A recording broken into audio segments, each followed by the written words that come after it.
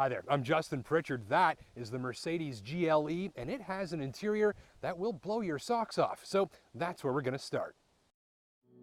It's hard to say what Mercedes is putting in the coffee maker at their interior design center, but it seems to be working, and it's brought us here.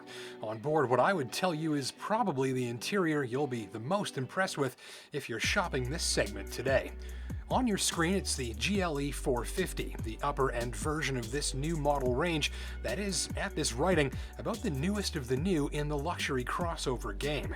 And speaking of games, when we get back to the interior in a moment, guess the price tag, and I'll tell you what it is once we've had a closer look. You might be surprised. So this cabin is an absolute class act, both pushing the envelope and raising the bar. It's a remarkable blend of glossy touchscreens and flowing metallic accents set against organic-looking elements like flat-finish wood trim and brown leather seating. It's techy and luxurious without sacrifice, and close inspection with the eyes and fingertips is handsomely rewarded. The detail and the fit and finish and the way everything looks so beautifully integrated within its surroundings is just off the charts. And regular viewers know I'm not a stylish kind of guy, but when I got in here for the first time, just before a 4-hour drive home, I swore approvingly. You will have no trouble feeling like you've gotten your money's worth from this machine. So have you guessed the price tag yet?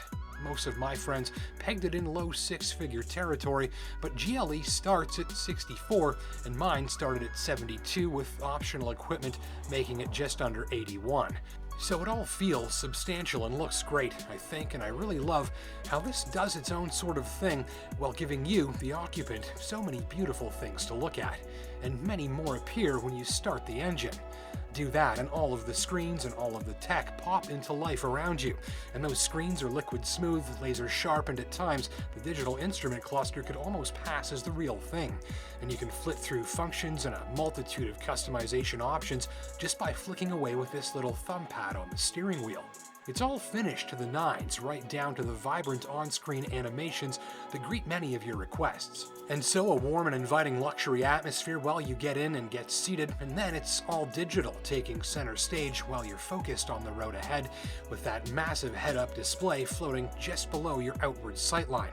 And this is about as close as I've ever been to feeling like I was driving around in a four-wheeled sci-fi movie central command center.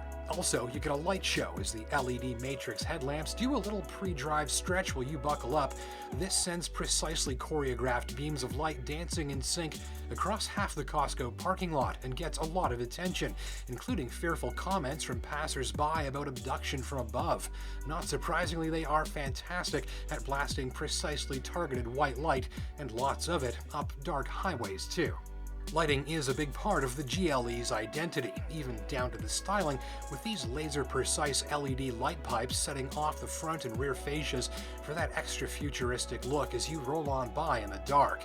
And those are just a few of the items on the GLE's considerable bag of goodies that intend to lure the tech-savvy luxury driver in. You get 4 doors, a power tailgate, and one of just a few cargo holds deep enough to handle our tripod bag laid in straight, although camera guy James said the closer button might be up a little too high. Rear seats are very adult-friendly, even for the taller and leggier among us.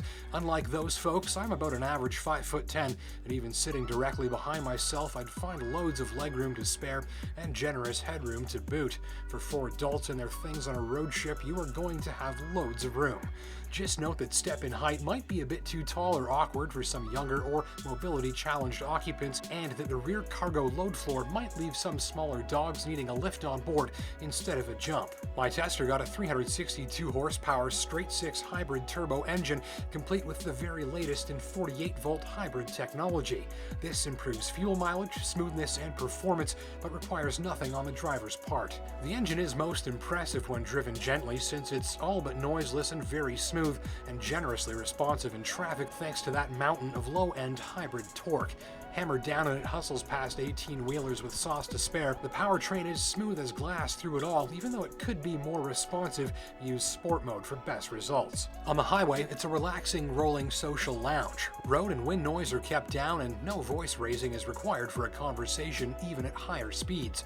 Just by asking, the car can even look up movie showtimes, flight delays, weather forecasts, highly rated restaurants, and the like. The ride is dense and smooth, soft but not gelatinous, and the GLE cruises along at just off idle revs in 9th gear. And if you were digging the looks of the cabin, well, you'll probably find it's as quiet and relaxing as it looks. But of course, it's not all perfect. The shifter stalk is located here, where most cars you're probably very used to keep their wiper controls, and that can get confusing, and possibly worse if you accidentally jam down on that park button trying to spray the windshield while you drive to work. Also, you'll want to hit the roughest road you can find if you're taking one of these for a test drive and confirm that the ride quality there meets your standards. Surprisingly, given how nice it handles smooth highways, the GLE's ride on very rough roads can be noisy and quite harsh. For the money, I expected better, and where I live, the roads are pretty much worst case scenario, but you should check for yourself before you buy. And if it does pass that one test, you'll find a machine nicely suited for delighting the tech-savvy luxury driver and wowing their passengers for years to come. Thanks for watching.